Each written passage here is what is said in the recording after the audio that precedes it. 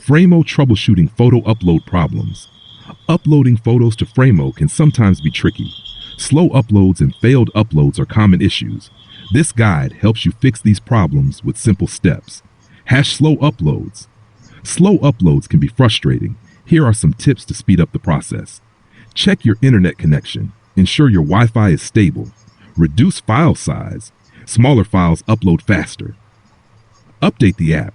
Make sure you have the latest Frameo version. If slow uploads persist, try using a different Wi-Fi network. Sometimes network congestion can cause delays. Failed uploads. Failed uploads can happen due to various reasons. Here's a step-by-step guide to resolve this. 1. Check file format. Ensure the photo is in a supported format, JPEG, PNG. 2. Free up space. Make sure there's enough storage on your device.